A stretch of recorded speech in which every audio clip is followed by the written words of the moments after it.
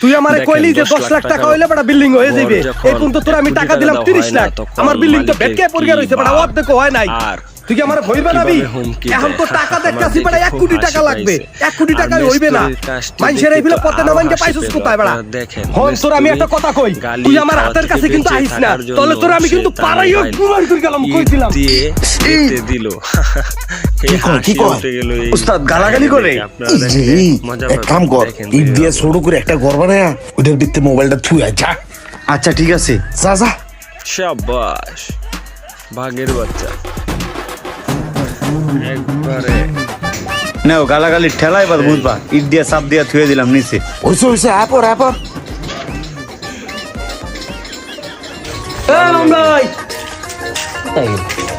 মামুন্দা